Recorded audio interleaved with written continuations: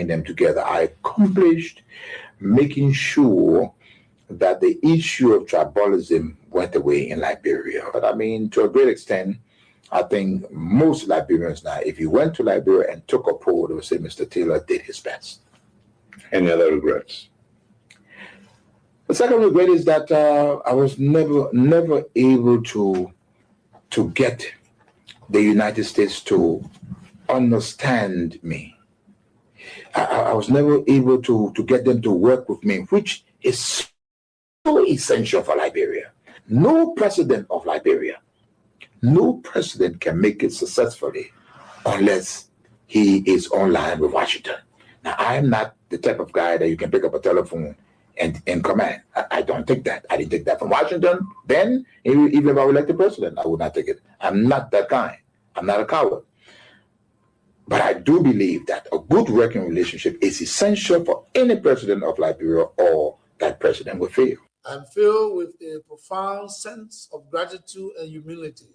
It has been an honor and a privilege to serve as your president and commander-in-chief for the past 6 years. Together, in 2018, we embarked on a journey to build a united, peaceful, and prosperous Liberia. And I am deeply thankful for the trust and support you have bestowed upon me and my administration during my tenure. As we navigate the complexity of governance, your partnership was instrumental in the development and implementation of policies and programs that aim to bring progress and development to our great nation. Reflecting on the accomplishment of man regarded as a pillar of democracy in West Africa and a shining example to the world. This was only made possible through our various collaborative efforts. I want to thank all Liberians, regardless of your political affiliation, for staying the course and helping build a stronger and more vibrant nation. As I step aside as president of Liberia, I will remain actively engaged with the politics of the country as standard bearer and political leader of the Coalition for Democratic Change, the CDC, in order to ensure the continuation of our strong and vibrant democracy. I therefore urge you, my fellow citizens, to continue to be law-abiding and seek peaceful means to resolve differences. Embrace tolerance and dialogue. Let us love one another and come together as one people, one nation, indivisible, with liberty and justice for all. Let us remember the strength of our unity, the resilience of our democracy, and the hope that lies in the future of Liberia. As we welcome a new era, let us move forward hands in hand with a shared commitment to building a united nation that will continue to strive on observing the tenets of democracy and adhering to the rule of law. May God bless you all, and may God continue to bless the Republic of Liberia. Those who hold the speech, in everybody happy. We are rejoicing over the defeat of the old regime. We are rejoicing about our effort to bring a new regime. Then we sit down with happiness. We go write paper for that 79-year-old man. He's struggling to read. Then you go there, I will tell you that nation, I will tell you US, I will bring one for you. But you think one for you, Johnson? I tell the owner of reading, when you have to play.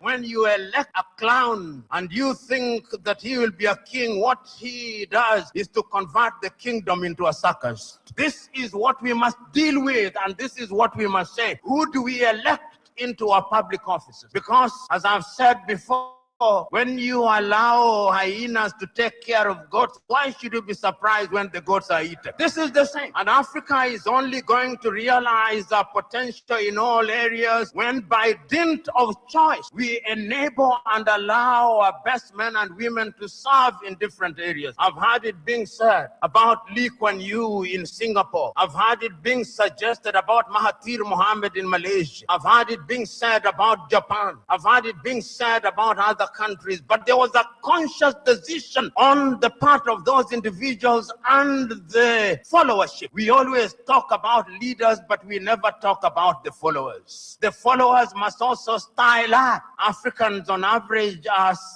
for some reason attracted to thieves. Africans are for some reason attracted to men and women who cannot serve her. And when they are not served, then they complain. When Africans are told, choose you now whom we shall release, Jesus of Nazareth or Barabbas, they say, release Barabbas. And when Barabbas behaves like Barabbas, they say, why are you not behaving like Christ? It cannot be done. In May of 2001, signed a second of two executive orders, number 13213, Defense Exhibit D310, in which it was stated, and I quote, the government of Liberia's complicity in the RUF's illicit trade in diamonds and its other forms of support for the RUF are direct challenges to the United States foreign policy objectives in the region, as well as the rule-based international order that is critical to the peace and prosperity of the United States. Therefore, I find these actions by the government of Liberia contribute to the unusual and extraordinary threat to the foreign policy of the United States described in Executive Order 13194, with respect to which the President declared a national emergency. This executive order did not say the alleged complicity, it concluded the complicity. The conspiracy was born, all systems put into motion, and here I stand today. I never stood a chance. This is the broader contextual matrix that regrettably did not and still has not seen the light of day in these proceedings, despite the gallant efforts by the defense to unearth and reveal the contextual framework behind the charges against me. Now, with the two executive orders, the dogs were let out, so to speak. What followed was a dispatch of the attack pack led by Lieutenant Colonel David Crane, Defense Intelligence, 30 years, prosecutor. He, Crane, unlawfully unsealed the court's sealed indictment to his handler, senior U.S. government officials at the U.S. Embassy in Freetown, and was never held to account. The rest of the operational team are Colonel Brandon Hollis, Defense Intelligence, CIA, U.S. Air Force, Senior Trial Counsel, and now prosecutor. James C. Johnson, U.S. Army expert, 20 years, unconventional and special operations, Chief of Prosecutions for the SCSL. Alan White, 30 years, Defense Intelligence, recalled from retirement to head up investigations at the Special Court of Sierra Leone. Stephen J. Rapp came on board as Chief Prosecutor for a short time of experience from Capitol Hill, where he served with the U.S. Senate Judiciary Committee sometime before. It came as no surprise to me that as a reward of sorts for Stephen Rapp's diligence in the execution of U.S. foreign policy objectives through these ad hoc tribunals, he was appointed U.S. Ambassador at large for war crimes issues. In support of the contextual framework of politics, on February 8, 2006, Lieutenant Colonel David Crane, prosecutor, appeared before a U.S. Congress Subcommittee on Africa, Defense Exhibit D404, and spelled out in clear terms the decision taken in support of regime change in Liberia and what needed to happen to solidify that process. There was little mention, if any, in his testimony about Sierra Leone. And here is what he said. I posit that 5 years from now, when the international community is challenged by other crises, Taylor in Calabar, under the protection of Nigeria, will make his move. We will wake up one morning and watch on CNN as Taylor rides triumphantly down the main street in Monrovia to the executive mansion, daring all of us to come and get him. Unless he is handed over to the Special Court for Sierra Leone, this scenario is not out of the realm of possibilities. He then asked, how do we assure Liberia's future? And he answers that. Ultimately, he says, what we do about Taylor in the next several weeks will determine the fate of Liberia and the new administration of its president, Ellen Johnson Sirleaf. Crane then sets out several plans, two of which I'll state here. He said, first, hand Charles Taylor over to the Special Court for Sierra Leone for a fair trial, his kind of trial. This takes him out of the local and regional dynamics that West Africa. Second, tie any financial and political support to good governance in Liberia. Time does not permit, but the exhibits are present. Not even the Nigerian nation was spared from threats and intimidation, as explained by Femi Kayode, press secretary to President Obasanjo, the Nigerian head of state, who was with him in Washington when President George W. Bush promised, and I quote, to bring Nigeria to its knees if Taylor was not turned over to the special court. And what happened? Obasanjo buckled and capitulated. Now, this demonstrates the significant pressure that was brought to bear on President Obasanjo, irrespective of his personal and leadership obligations to the West African sub-region. And therein lies the dilemma for current African heads of state and government, but how to enter into binding commitments and obligations with the African pairs and remain steadfast, resolute, and unyielding in their fidelity to those agreements in the face of such unrelenting and punishing pressure from powerful Western leaders.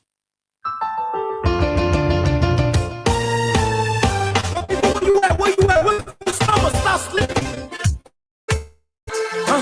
Wave your hands, wave your hands, wave your hands, wave your. Come on, come on, come on. I know you're sleeping now. You gotta wake up some more, yeah? Okay, let's go. The first thing is, if you were sleeping, I'm sure you are up. Whoever may have woken you up, say thank you to that person. It's time to engage. It's time for the midnight engagement. Those who are presiding over us. Those who are also seeking to preside over us. So it's a two-way thing. One group is presiding over us, and another group under the opposition banner is seeking to preside over us. One group is leading us, and another group is fighting, is engaging to replace the group that is leading us. And there are too many reasons why the group that wants to that wants a change of the leadership. Why? But the question that we They continue to enumerate why they want to change the system, and those in charge continue to justify why they should be retained. Our role is to strike a strong balance in our critical analysis or criticism of all sides that want to lead our country. I hope that I have been broken. Telling you, brother. So where are the schools? Where are the roads? Alexei Tocqueville said, the health of a democratic society may be measured, may be measured by the quality of functions performed People crying for by private citizens. and your mission, your intention to the nation. The health of a democratic society So may be measured government should lie. by the quality of the functions performed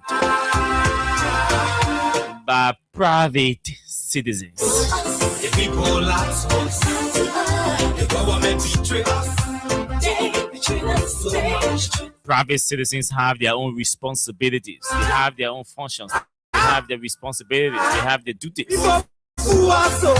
When you see more people in the private sectors, The government or more people from in a private life they can steal, they go not the corrupt. paying less attention to government jobs, paying less attention to what government does, more focus on their businesses because the private sector is booming. They don't depend on the government to survive because government has provided their needs, their basic needs, Let us to allow. basic social services.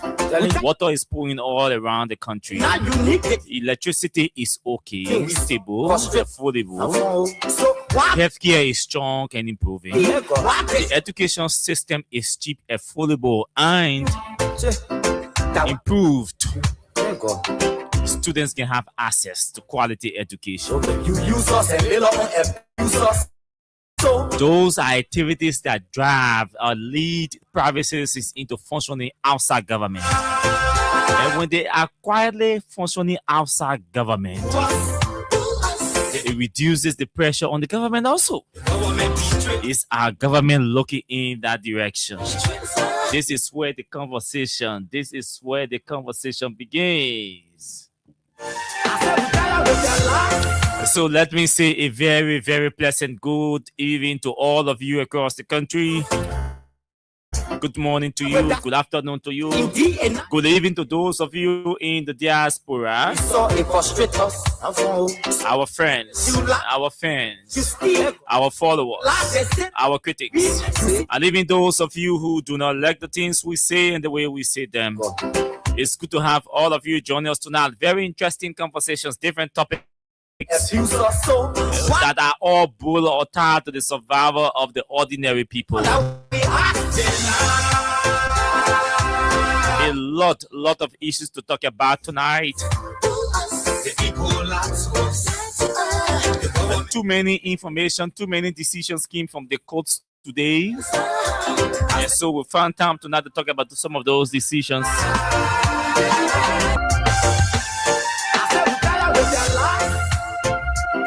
We know that presiding Justice in Chimba Yusuf Kaba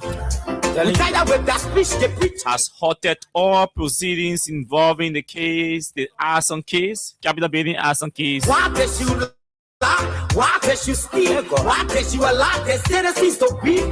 what reasons? We do not have the details, but we have a summary reason for which Justice in Chima has ordered or suspended all activities. We are also aware that the case involving Samuel Twe and others has taken different trend, which we're going to go in the detail of that. Oh yes, the Student Unification Party, SUP of the University of Liberia on today issued a long statement.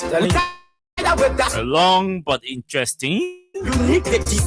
Most of them centered around governance issues, and so we are going to spend some time tonight, running into the statement issued by SUP.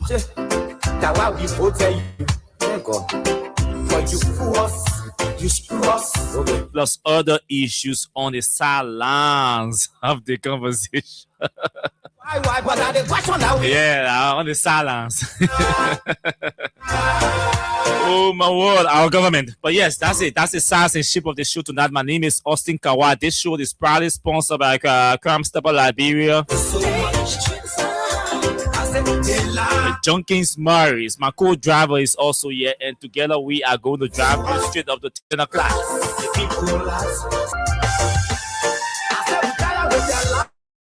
But until then, stick and stay, don't go anywhere. We are taking a short break from Crime Stopper Liberia, and just after that break, all of you joining us via our Facebook Live, we will be joining all of you, recognizing you or welcoming you to the show tonight, just as we have done to those listening to us via our different radio platforms.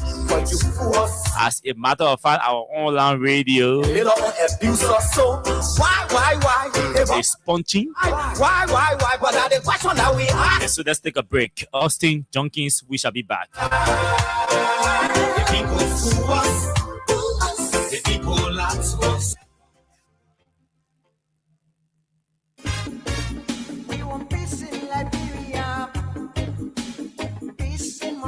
Yo, hello. I want to talk about violence. More violence is indiscriminate. It can happen for any reason and to anyone. Until we do something to stop the surge of vigilante-side justice in this country, none of us will be safe. My Liberia is Liberia of hope. In my Liberia, it is possible. Violence is not part of my Liberia. Violence leads to property damage, injury, or even death, as we are seeing recent months in several parts of Liberia, including Monrovia. Talk to people in your community about violence. Stand up against mob justice. Be a community hero.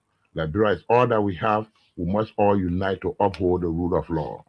This is Old Man Sam Sion, your community crime fighting partner. Thanks for listening. This is Old Man Sam Sion. We want peace in Liberia, peace in Monrovia. We want peace in Liberia. Okay, thank you, Old Man Sam Sion. Junkins Morris, welcome to the show. Good afternoon. Let's say good evening, good afternoon, good morning to every one of you following us via the radio and the social media and whatever means you are using to follow us. How was the weekend? Oh, it was perfect. Perfect weekend. You know, who can complain now? You know. Yeah, we it's just gotta be perfect, taking it from and say muru. Oh, sure. So, we're taking it lepe. So I see a lot of folks joining us. Let's see whether we can get them running. Even though it takes some of the time, but it's important. Venetia's Junior Bar is joining us tonight. Darius Tokai is joining us tonight. Stanley Boso, Henry To has joined us. Kobe Wida is following. Steven Yagadi, Miri Tule, Jerry Sintukpa, Saturday Wondule, Musa Sharif, Foma Yan, Buema Obentu Kiadi is following. James Lamy, Minister Prince E. Kamara, Darius Miempia. I hope I got your name correctly. James Edis is joining the show. Felicin Kemla, K-E-M-I-A already. Kemia. Felicin Kemia is following us tonight. Martina Buna, Alexa Moba, Viema McIntosh, Norway Woman. All of you join us tonight. Thank you, Agatha Glasgow, Tony and Son. Felicia Barkley. Thanks to all of you for joining us tonight. Junkins. A lot of things are happening in the country. Sure. So how the chat room is charged with the different contents and all of that. But on today, I came across a couple of stuff that I'd like us to clear our decks off first before we can move into our different discussions. You know, like in the president made a statement with Radio France International, Sure. Yeah, right. and that was training is something we will talk about lengthily too. Our analysis will focus lengthily on what the president said in that Radio France interview. Soup raised some strong issues today that are concerning, and we need to talk about them as well. Councillor Kofa's case involving other lawmakers, the Arson case, the justice in Chimo has issued a stay order. Yes, it's something to talk about. Samuel Torres trial also something came up today from the court. Also, I say a lot of things happening, but those of you in Pinsville, this is what we came across today on social media, and the National Housing Authority. I hope Alex is listening and can get us some water, which I already need. Landfall, any of you out there? Yeah, sure. I need to find means and get Alex to get us some water. We will need it. So we will begin the construction of 1,400 housing units across the country, and by the end of 2026, along with our partners, our investor has taken a Bentall and Crusoeville to construct 250 units, another 250 units in Fendia, and 150 along the Roberts Field. Additionally, the Housing Authority is constructing 600 units across 6 counties. With this, we can confidently say that we are building over 1,000 housing units nationwide. However, the previous administration did not construct 100 housing units in Nima.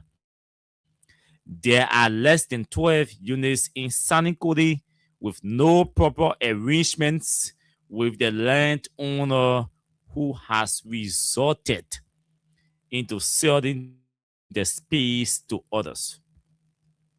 Florence Jigbe, Managing Director, National Housing Authority, on the bar. I think she made an appearance.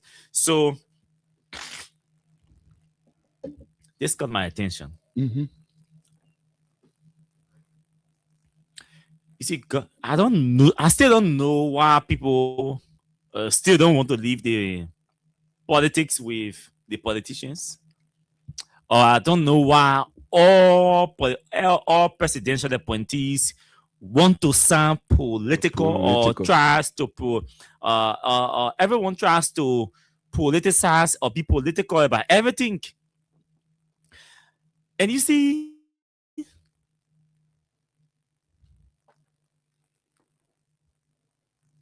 I don't, but it's difficult. And we just have to speak in this form and manner. You do not have building 1,000 homes in this country is a very good idea. It's a good intention. If it works, we clap for you. It's an addition. If it does not work, we will ask the hard questions, because now you are making the pronouncement and you are already comparing what the other people did not do or what the other people did and what you have not even done. Yeah? The other people did. She said previous government built 12 units in Sanikode and not 100 units in Sanikode. You are announcing that you will build 1,000 homes across the country. You have not even gotten far away data yet to even secure a legitimate land on your own. You are still holding conversations with people in Crusoeville and Rossville and all of that to secure their land. The investors who are supposed to come here to invest the money, they themselves are still waiting for the government's approval, which will be in the form of a contract. Because if it passes the threshold, it has to go to the legislature. So it's a whole long process. It's a whole long bureaucracy that this managing director is supposed to wait until the bureaucracy is exhausted. Deals are sealed. Not when conversations are being held. And you see, this is a problem for not only this government, even President Sirleaf has similar problems, similar challenge. President Weah has similar challenge. Now it's Joe Braka. The traditional way of chasing the optics. And then nothing happened or little is achieved, and then we come back to justify. Madam Florence and all of you Liberians, I say to you, building low-income homes in this country is a very good idea. Our people are living in poor homes. Our people, the places Liberians live, the ordinary people, those are not conducive environments or shelters for people, human beings, where human beings are supposed to live. So it is supposed to draw the attention of any serious government that wants to lift people out of poverty. That's where it is supposed to start. Where the man sleeps. So it's a good idea. But we do not even know the company that is coming here to invest, to build the homes. We don't know yet. Because you cannot reveal it, because no conversation has been sealed or concluded. The legislature has not even received anything because to build 1,000 homes across the aggregated or the cumulative amount will definitely have to go to the legislature for ratification. Yes, it will. Because without coming, if you putting all our money together to mobilize equipment, mobilize materials, hire workers to go there, we finish just the mobilization process, whether human or material resources, just to mobilize, then the direct investment, cash, will pass the threshold that will require legislative action. Everything she's talking about, these things should start at the end of 2026. So let's say technically by next year, by January, February, March, the first quarter of next year, let's say the legislature may have already passed everything, and then you start. You say the agreement here, take it and go start. Take it and go start. To start the process, you have to mobilize equipment, materials. He won't be able to hire people, housing for them. Whether you're hiring them locally in the different counties, communities, you still have to mobilize them. It takes time. When 2026, 25, 27 passes by, or the middle of 2027, little or nothing is done towards this effect, then you start finding justification after discrediting the little that the previous government did. We are too fast to criticize in this country as leaders than to build on the deficiency of the previous government. And that's leaders. So when we say continuity, that's it. What this National Housing Authority has been seated for almost 3 years. Doing nothing. Talking nothing. Today, you have a space to have a conversation. Then you start criticizing. You start attacking. Well, you yourself have not even done anything. Georgia Bill 12. How much? How much have you built? At the end of the year, before you begin. How much have you built? And you saying we did not build 100 in Nima, he built 12 in Sanikode. Good. That's just Sanikode. So let's check across the country how many in total he built. And when did he build? You see, for me, we try every day to desist from having these kind of conversations on the radio because it sounds too monotonous. It sounds like we or like we're in campaign mood. Mm-hmm. I always say, always remind all of us, it's about time that we shift the conversation from individualistic stuff to issue-driven, to policy-driven issue. So there are many policies in this country that are not being talked about, that are not being implemented. No justification why these policies are not being implemented. And all of these policies implementation are tied to the PAPD. Sorry. The arrest agenda. But these politicians are not giving us a chance to talk. I mean, to focus on this thing, because every time you come and talk, the people in the public want to hear us on those issues. So you are being you're being unnecessary distractions to all of us. To all of us, unnecessary distractions. We talk good thing, the previous government did not build 12. I mean, they didn't build 100, only 12. We can make the conversation about Joseph Boga and Joe. Or CDC and Unit Party. Whole country, every morning, or everybody talking Joseph Boga, Joe, CDC, UP. In the afternoon, Joseph Boga, Joe, CDC, UP. In the net, Joseph Boga, CDC, UP. Where are the policies that draft the vision of these two individuals or these two political institutions? Where are the two visions? Let's look into the policies, into the agenda of the two political parties. Since they are the two major political parties. Let's talk governance issue. Yes, housing is a governance issue. But when you start, because our infrastructure is in an appalling state, so it's a governance issue. But when you start to shift from providing detailed information about the source of this project, I mean the value of the project, and all of that, and the actual start date of the project, and when what is the current status of the conversation, or the current state of the conversations that are being held around the scene, or behind the scene, or around the table, that will lead us into full implementation. Then we say yes, this woman sounds like a leader. This woman is talking governance issue. But as you talk one line, two line, boom, you jump to previous government.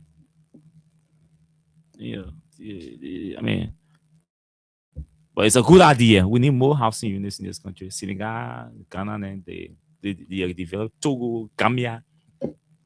Housing is just housing, tourism. They are serious service industry that is contributing to the economy. They're contributing millions of dollars to the economy, even billions in their local currency to the economy.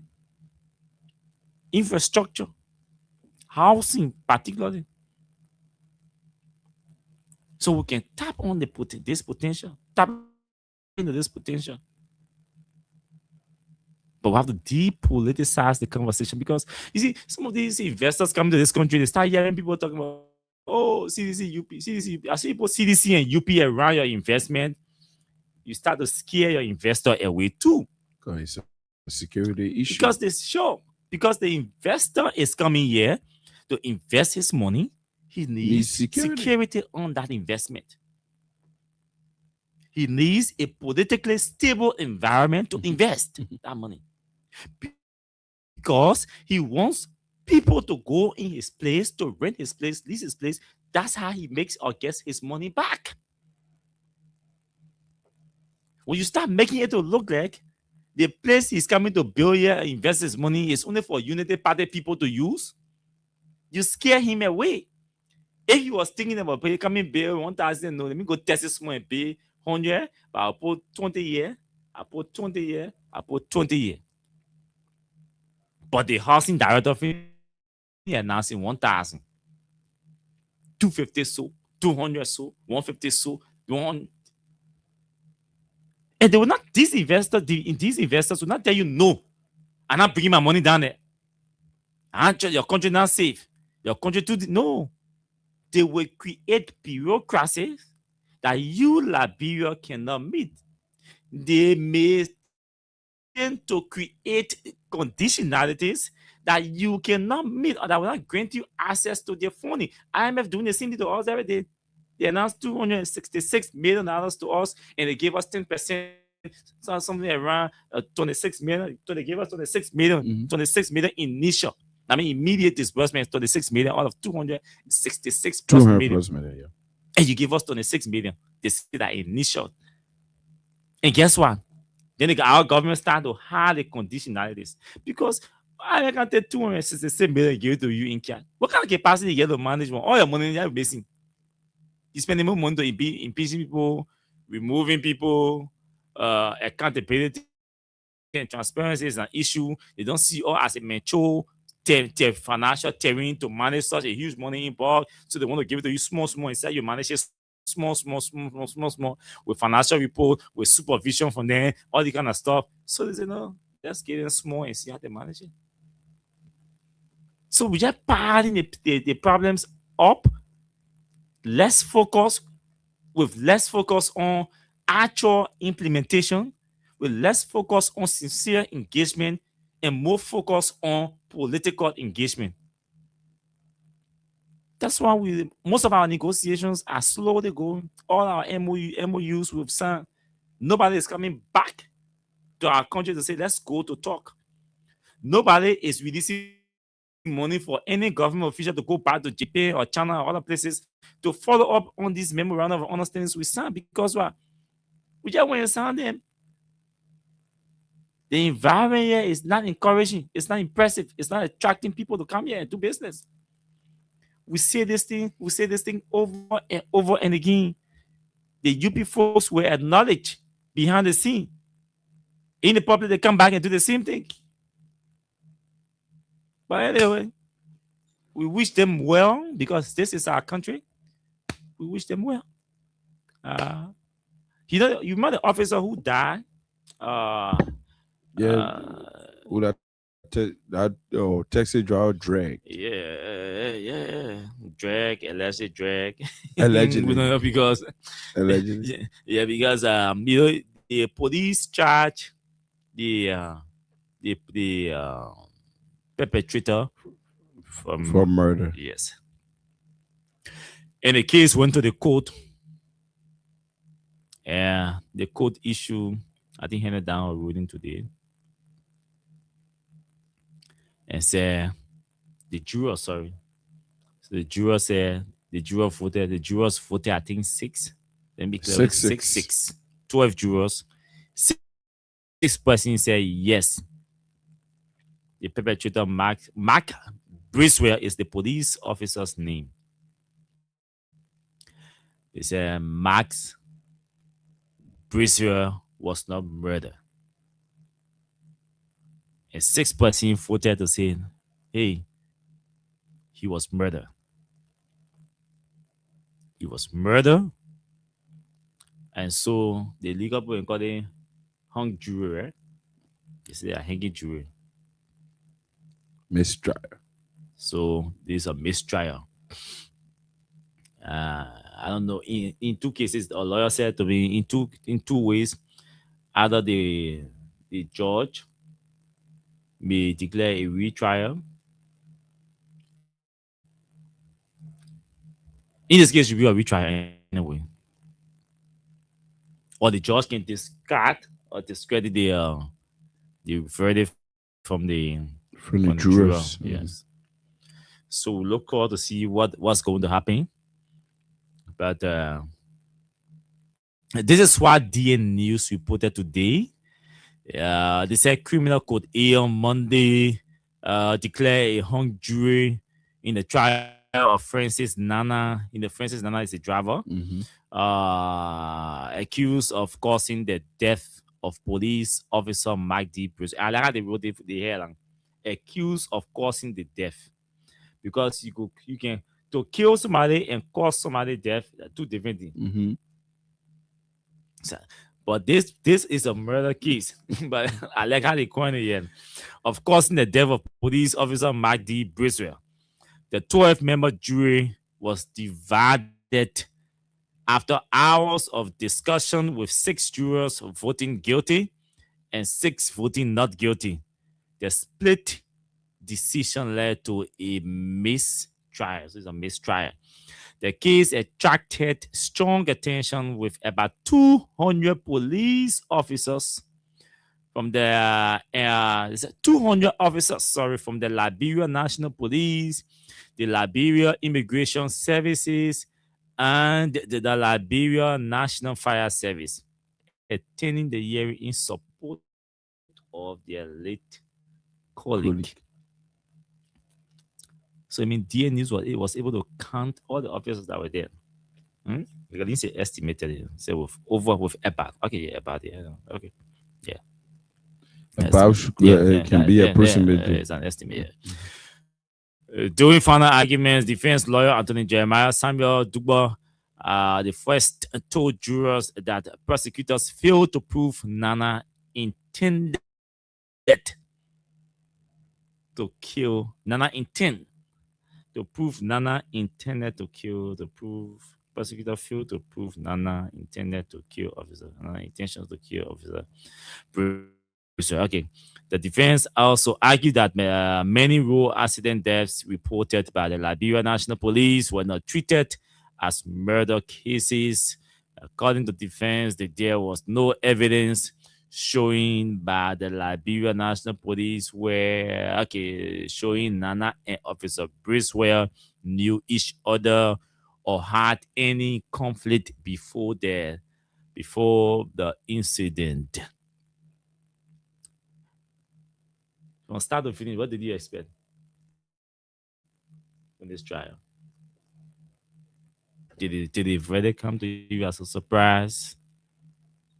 Not really, not really, because the reason it is not surprising, the way the officer was killed in that incident, anyone could think that it was because of the driver losing control, because nobody was there now with the driver to know as to the state the driver was in before the incident took place. So that could also be, and it could also be thought about that the driver intentionally did it because the people can always say they and the police did a boyfriend and girlfriend in our labyrinth way.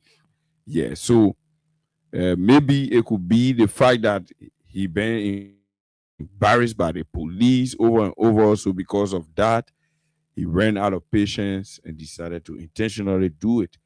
So that mistrial, well, I think it was not surprising because to easily get your mind to judging this individual for murder is not easy. Then again, this argument about the police had not been reporting or charging accident cases with murder. It is another argument that is important to recognize. The police had not been charging accident cases of such with murder. So it is that the police is affected now, and the police wants to take this case as an accident case is another argument. So let's listen to listen to Darius Didon, okay? I came across this, I think, today, and I shared this in the chat. Let's listen to Didon because I like the way you drew in the police. Okay. You can go to court and win case by your feelings or sentiment.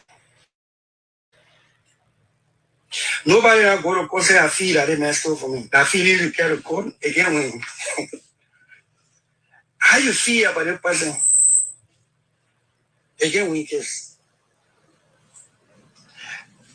Evidence proven beyond reasonable doubt, especially in criminal case.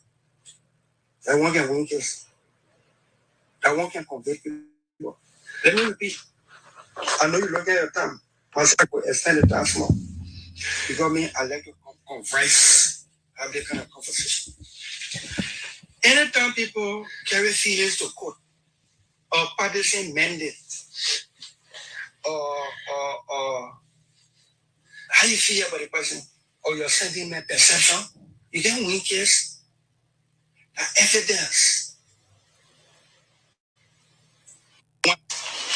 Hold on.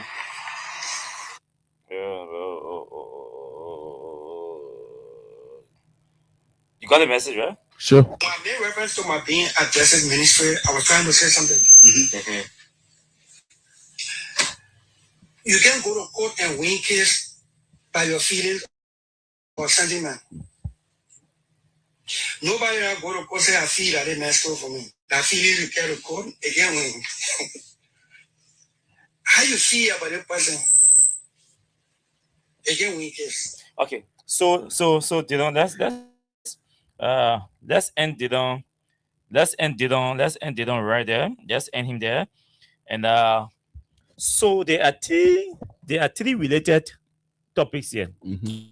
I mean issues here that we can just start in today's analogy or statement about the Didon. hung jury issue. So the police case, the police officer case, the Funanti case, and the Samuel Toy case. Mm-hmm.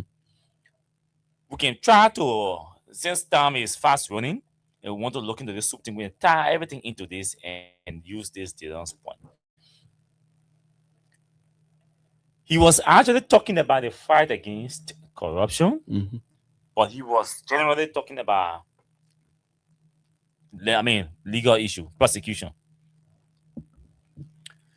And on a serious note, we all are saying almost the same thing, but in different tones and voices or languages or something. Often, or using different space or platforms to say these things. I don't know what. Let me just say, I 100% agree with Taylor on this analogy. If Jenkins is my opponent and I try to get at Jenkins, the courts are not places that we are supposed to use to satisfy our sentiments, to satisfy our emotions.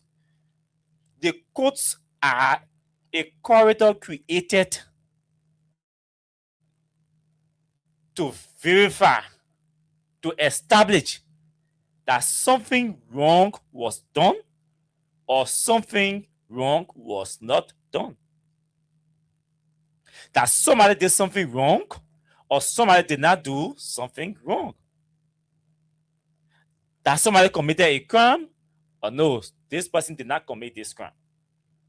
That's it. And the only way the only reliant the court has is the evidence that is produced or adduced before it. I don't say evidence that you're being caught. This is my evidence to my house. Or my evidence that my friend who traveled to the States saw the man doing the thing. No. That's not what the court relies on. That's why, especially I like the emphasis we always place in criminal matters. Because criminal matters carry heavy weight in terms of punishment. Some maybe simple assault or aggravated assault is may pay $25, $50, or you stay in the jail for 24 hours for hours, right? But in criminal cases, people go to jail for 5 years, 3 years. You're taking a huge portion away. It starts to somebody's fundamental rights, somebody losing their fundamental rights. Rights that are internationally guarded and protected and ascribed to individual. Your right to live, your right to freedom, that freedom, your right to move, your right to associate. When you are guilty, the law, as part of your punishment, takes away everything and confine you into one space for 2-3 years. Even your willingness to drink, your willingness to drink in some cases is tied. Your taste, to drink is tied to somebody's approval. Visiting hour, once there's no visitor, you can't leave that prison. And even when it is visiting hour, they restrict you. How long to be outside? You don't eat in a place what you want to eat. You eat what is available for you to eat. You drink the water that is available for you to drink. The bathrooms that are there for you to take bath, you don't decide what the quality of the bathrooms that you use to take bath. You don't decide the quality of what kind of pet toilet or like combo or flush. You don't decide all these things. Whether the combo is clean to your standard, to your taste. No, those are left with the authority in the prison. That's the extent of your freedom and your liberty. That's the extent of the limitation or the restriction of your freedom and liberty. So in democratic systems that believe or that practice or believe in independence or in independent judiciary, the courts, the laws, the lawyers don't joke. We've had, yes, a sound punishment of people in criminal cases. Therefore, cases like the Funati thing, Ason, the cases like Samuel Twe, cases like the police officer. We are seeing lawyers sitting in court presiding over such a case will primarily be focused on the evidence, not on sentiment.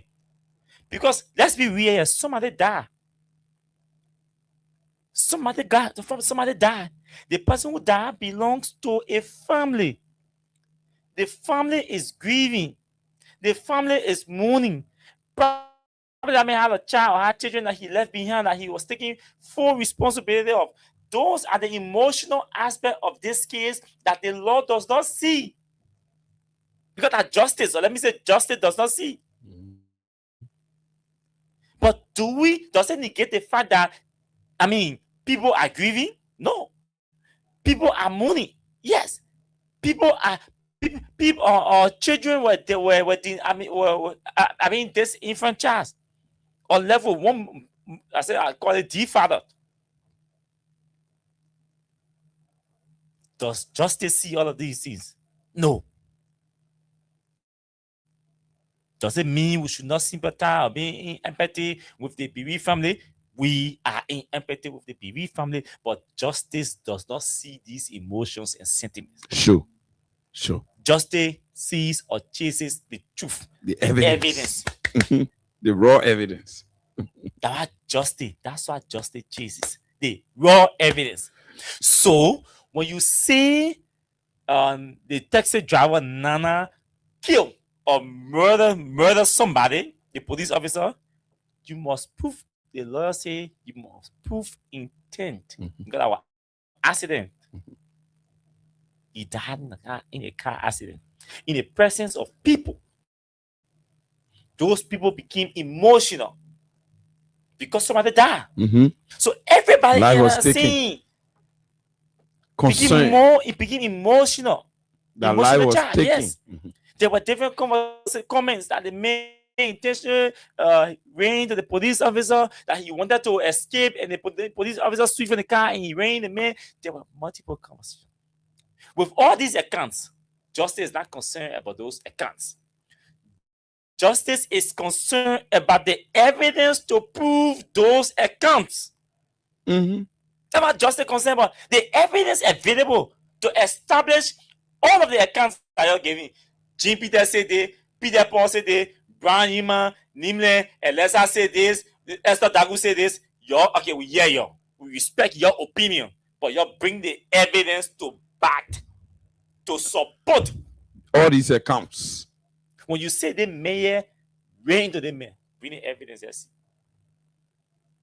Because it is your war versus the man's war. Because the lawyer say to establish murder first, you must establish intention. Once you cannot establish intention, the mayor, he played it in here. And when you say he played it, you have to also prove. Give sequence of events to arrive at the point of the death of the officer. Beyond all reasonable doubt. If you can prove that, then justice will not say no. Because the man died, so that declare the man guilty. By all means, the man should be guilty. Yes. No. And the law is for civil. Let me tell you, laws are for civilized societies. Justice, I always say this: justice for civilized society, civilized people.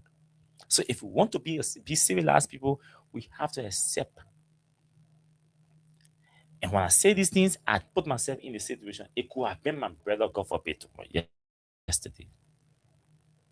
Where I go and say, oh yeah, because I also think you found the man guilty. If we have the evidence, if we get proof, anything. Look, there are people who have gone to jail, even in the Great America. You see, they're releasing people after 10 years, after 15 years, after the state established that this man was wrongfully Wrongfully charged wrongfully prosecuted, and and wrongfully sentenced. found guilty and sentenced for a crime that he did not commit. Some people spend 10 years, some 5 years, some 20 years in prison for a crime they did not commit. On the basis of that, and that happens around the world.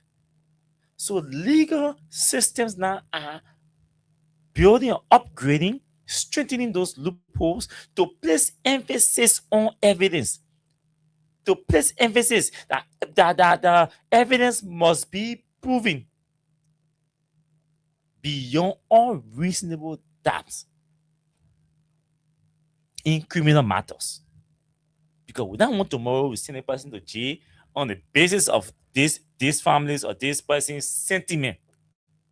Tomorrow we establish that they did not even know the man from anywhere, that was just accident. So instead of charging the man for manslaughter, they will charge him for murder. And that's where the Ministry of Justice comes in, junkies. We think, and they don't say something in that regarding also, political affiliation. Because I feel the men are politicians, like the 12 fanatic case. Yeah. You went way America and brought independent people here to come and verify arson. The independent firm came and said, no, they report you're dependent on. They report you're dependent on to even charge these people. The people who did the report, they don't have the capacity to do this report. So we can't verify, we can't rely on this report. Wow. Yes. The report is available. Setting a slippery foundation. That's one. Then their own investigation they did, they said they could not verify the claims made in the Liberian report that it is arson. Their own report say outside the report that the government of Liberia did, their own findings do not speak to arson. It means nobody bring that Capitol building. If the investigation or the prosecution of Funati and those other lawmakers, if the prosecution is reliant on the investigative reports and the findings from the two institutions, fire service and the foreign firm they brought in, it means clearly there is no ground to charge people for arson because nobody burned the place. The building.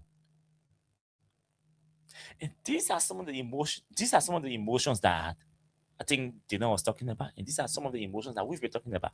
Political persecution. Because Fonantina resigned.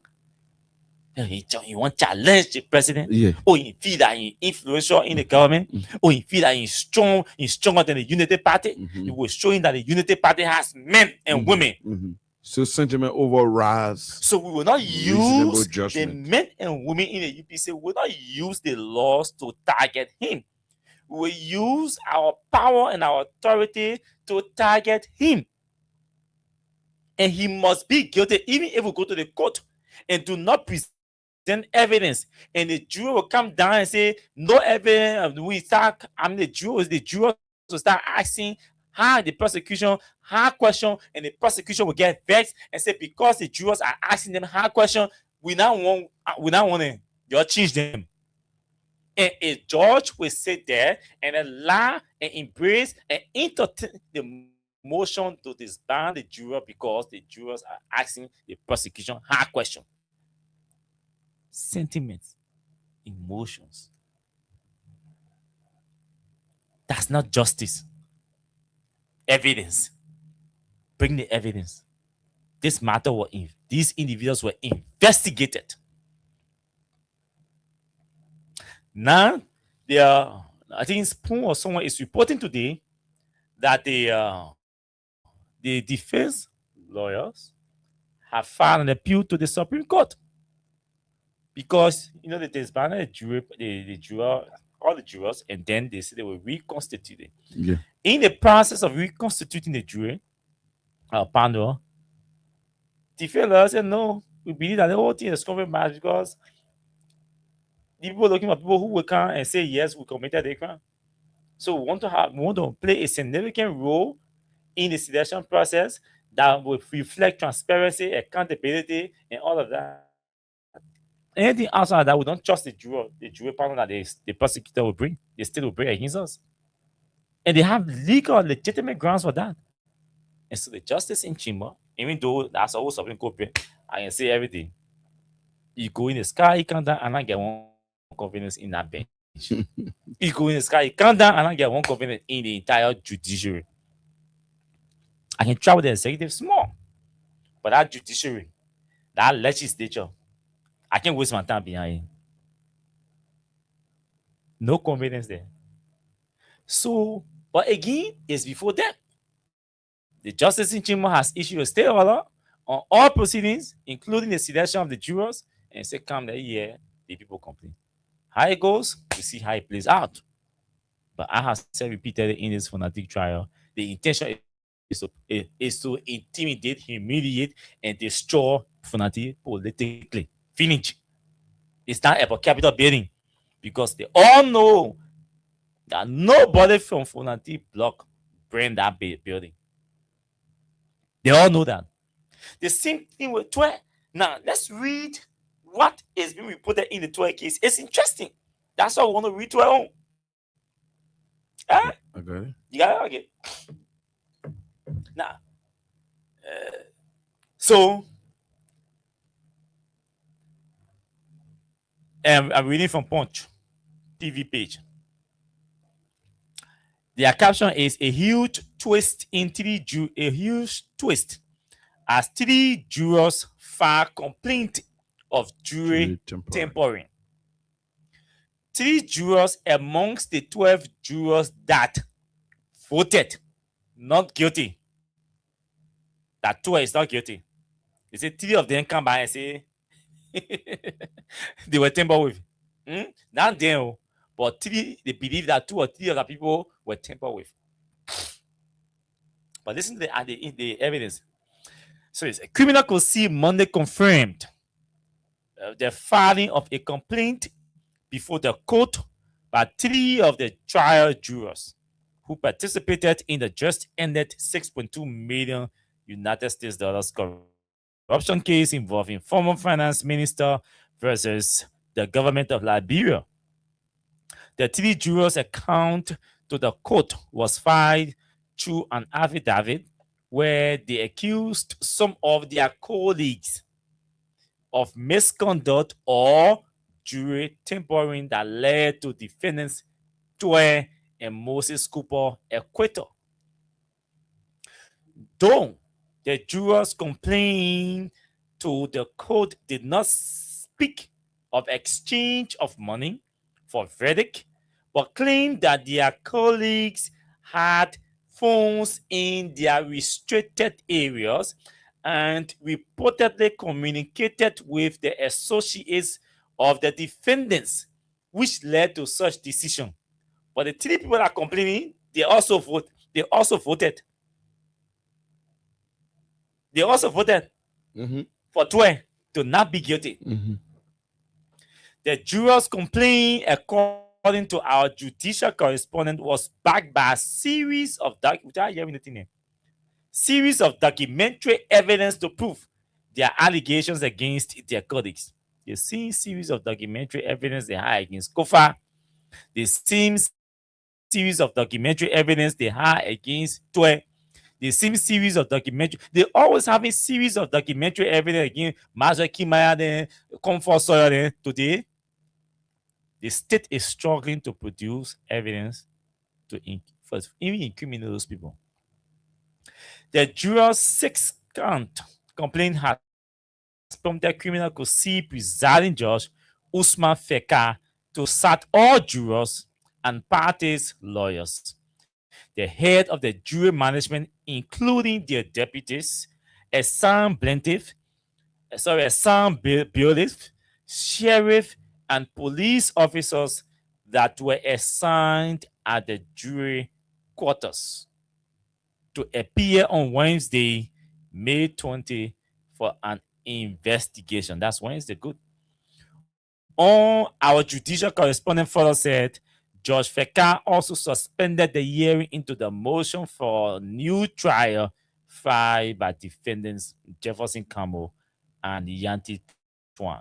The motion was scheduled for Tuesday, May 19, pending the outcome of the alleged jury misconduct investigation. On May 8, 2026, the 12-man jury panel rendered a controversial verdict acquitting defendants Samuel Toye and Moses Cooper, and later found defendants Jefferson Campbell and Yanti Twan guilty of stealing. Blah blah blah blah. Peter Toby. Okay. The person said talking from Peter Toby. Yeah, judicial correspondent Peter Sure. Toby. So it is even more credible because Peter Toby is a credible judicial reporter. So since the credit is given to him, yeah. So you see what we're talking about? Again, emotion, sentiment, party loyalty. 12 must be guilty. 12 men went and sat down. Civil servants. Review the evidence, everything, listen to the arguments from the prosecutors and the defendants. One person did not disagree. All 12 voted. Said 12 is not guilty, including the 3 persons who they say have filed a complaint about misconduct. So all 12 said 12, you're not guilty. All 12 said Moses Cooper, comptroller at FIU, you're not guilty. They seem all 12 say Yanti Twan guilty. They seem all 12 say Jefferson Campbell guilty. Yeah, Jefferson Campbell. There was no disagreement. They render unanimous verdict in all of the ruling. Understand for her and let's say a hung verdict, which was In a one- mistrial. Yeah, In one count. yeah, in one count. Today, they seem to have him be 3% movement there. You know, it's one period in that Jesus. Mm-hmm. 3% movement. I said the decision would, and they say in this report that they say prior to the 3 persons voting, along with the 9 other persons, they have already noticed that somebody or 1 or 2 persons among them had telephone. They didn't raise their alarm because they rule straight. No telephone is allowed in there. But 3 of them say they noticed that 1 or 2 persons had telephone. That was prior to them voting. The same 3 persons say they noticed that the 1 or 2 persons who had telephone was using the telephone to communicate with associates of 12. They have to establish that too. Mm-hmm. So there are a lot of things that need to be established during the investigation. When you said they had telephone, you have to prove that they had telephone first. You have to establish that they had telephone. And who are those associates of 12? You have to establish Mhm. that they were communicating with associates of 12. Mhm. Of 12, sorry. You must establish that. That yes, DC.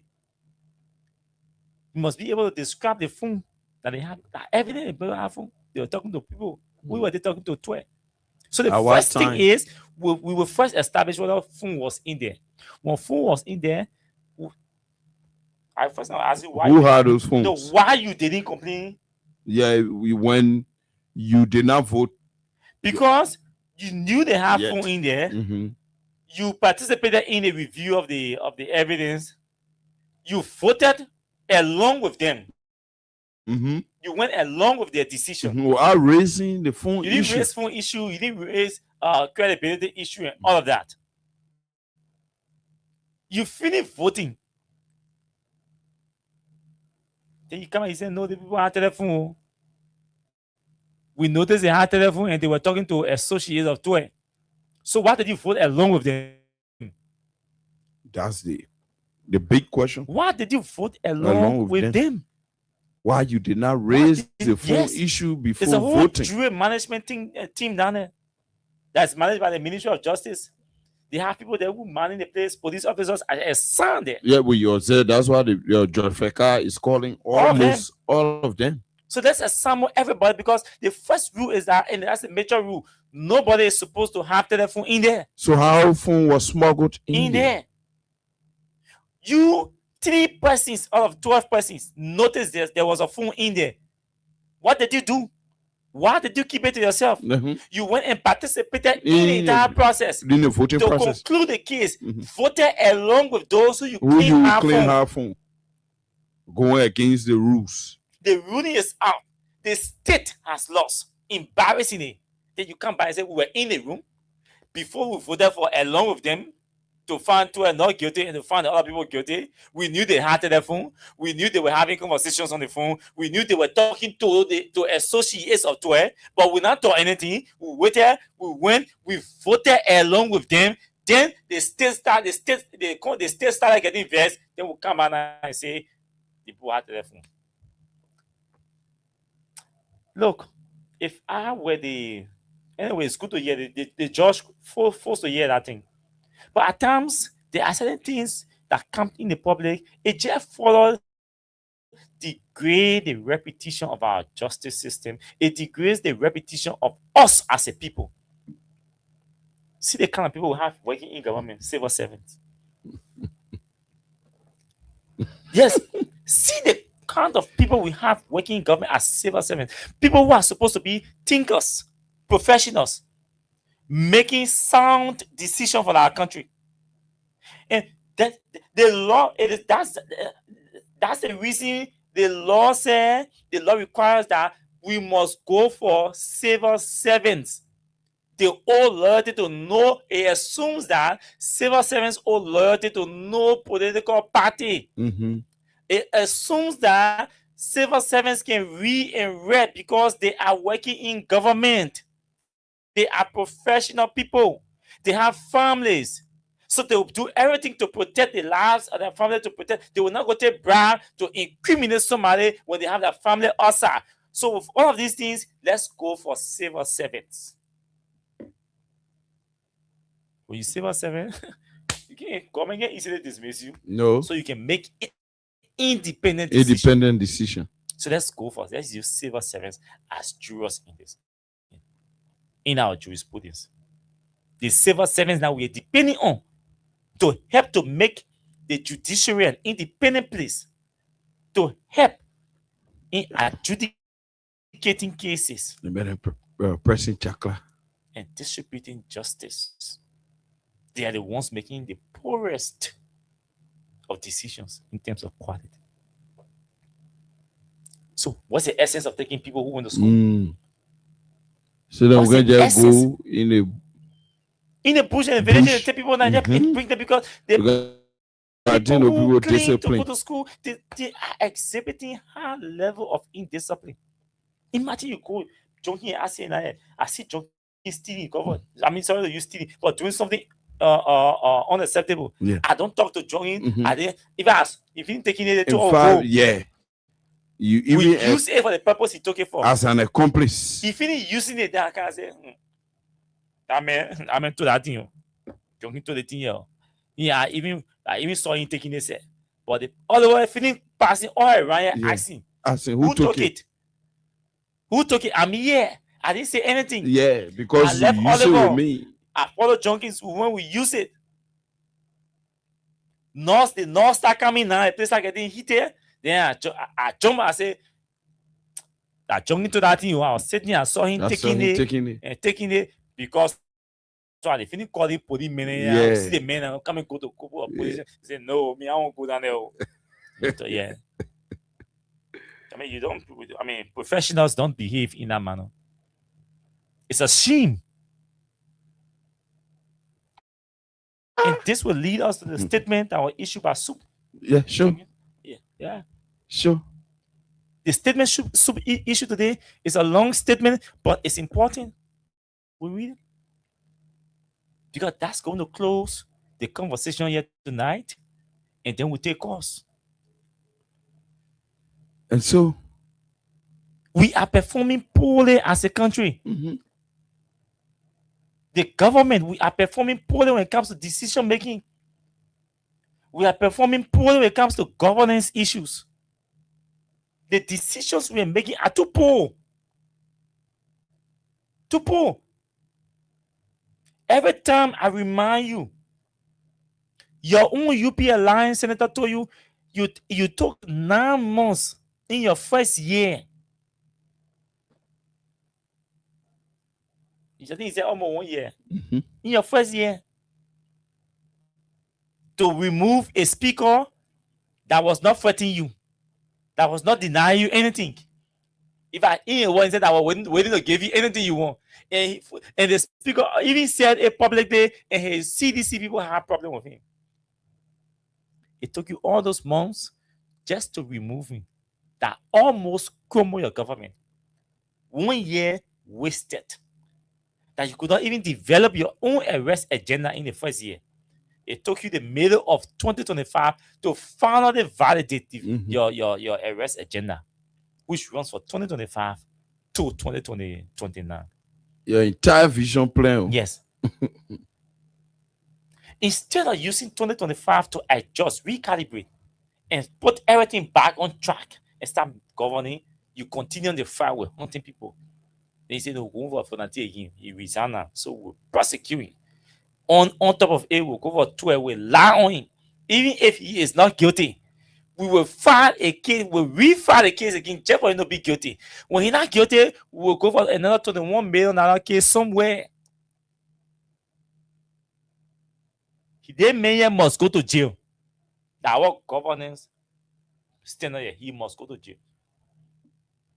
So I told 12 others that say, Titwe, just go or just all of you jumpsuit, yellow suit. You wear some buy your own handcuff, you put on your hand, you take a picture. Photo shoot. You put it on Facebook. You put it on Facebook. Because the idea is to see you in jumpsuit and handcuff. That's the same so thing. So just buy your own jumpsuit, you buy your own handcuff, put it on your hand, take a picture, you put your own set picture on Facebook. And you get briefing space. You will be certified. For until you go buy a suit, your orange jumpsuit, wear it, go buy your own handcuff, put your handcuff on your hand, take your picture, put your own set picture on Facebook in jumpsuit on your own set page. So you will get briefing space. Yes.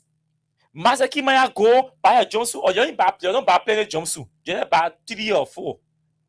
You say interchangeable. Oh yeah, you take your picture there. You put your handcuff on your hand. You take your picture. You take on your hand behind. You with handcuff on it. Take the picture from behind.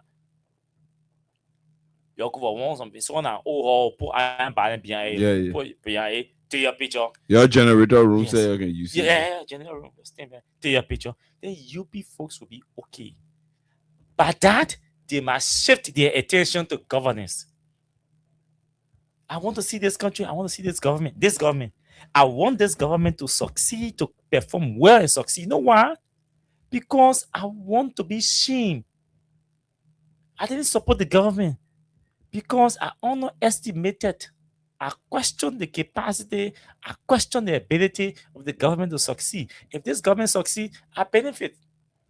If this government succeeds, I benefit. Because you know why? If they succeed on education front, my children are going to school. If the quality is improved, I benefit. If the fees are dropped, I benefit. Mm-hmm. If water is available, I benefit. If it is affordable, I benefit. If electricity is stable, I benefit. If it is cheap, I benefit. If the roads are built, it eases the traffic. When the traffic is eased, what happens? Transportation fare will drop. Mm-hmm. My children going to school, so I benefit. So I can sit here and tell you, I wish this government failure and I want the government to fail. No. But if the government is not providing these things for me and my children, it places me under the obligation to pressure the government to do it.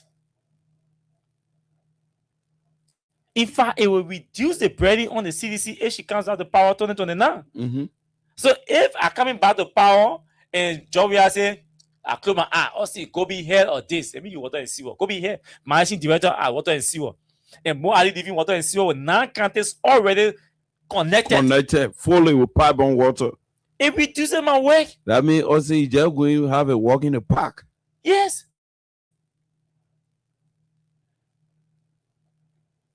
The benefit, well, I'm going there now. The 5 counties are going to focus on the connect. Then the whole deal is done.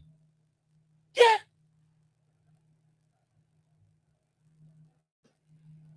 I go back.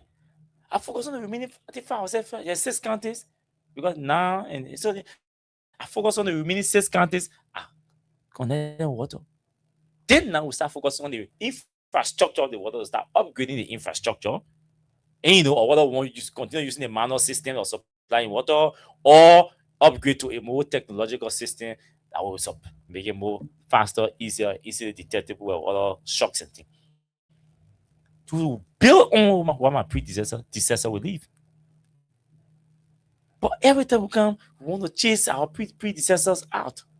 We want to destroy our predecessors. That's your soup. Vanguard Student Unification Party sued University of Liberia, Capitol Hill, Monrovia, Liberia. SUB warns the government of Liberia and UL administration against any attempt to cancel free tuition at UL. Condemns the political witch hunt against former Finance Minister Simon Toy Jr. Warns the government against undermining the rule of law and broader democracy and denounces the perpetual silence of civil society organizations and religious council leaders. Comrades and compeers, ideological disciples of massocracy, gatekeepers of democratic consciousness, progressive solidarity forces, and members of the press will bring you revolutionary greeting from the Vanguard Student Unification Party. The Revolutionary Vanguard Student Unification Party vehemently warns the roguish, scandalous, and the dystopian Unity Party government and the Mapayan-led administration of the University of Liberia against increasing tuition or terminating the free tuition policy at the state-run university. The administration's attempt to abolish this policy is both economically unsound and morally defenseless, placing a permanent financial burden on 22,000 university students upon a temporary price fluctuation is nothing but gibberish. This foolish justification of Mapayan is a disgrace to academia and a mockery of biblical proportions. There is absolutely no part of the universe where a university will increase tuition due to a short-lived global crisis. The free tuition policy was instituted because of structural poverty, unemployment, and economic exclusion, which this current government has worsened. Therefore, it is unconscionable to abort the policy when the standard of living has not improved.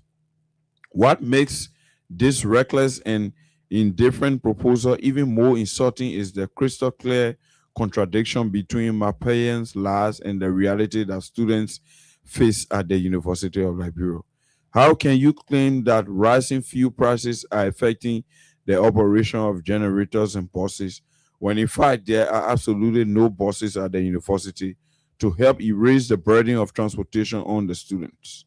Lying about fuel for buses when there is none is pathetic. Mapayan is a bloody and congenital liar, a propaganda puppet of the wretched abyss of the Unity Party. While students struggle every day to commute to campus, Mapayan and her marauding band of thieves and cronies earn thousands of dollars on a monthly basis. It must be stated that Mapayan earns 15,000 USD as a monthly salary in a country where more than half of the population lives in an abject poverty. It is a mockery for Mapayan, while earning a 5-figure income, to insist that students paying additional fees.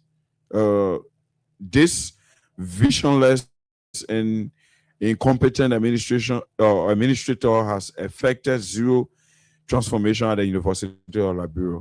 When people are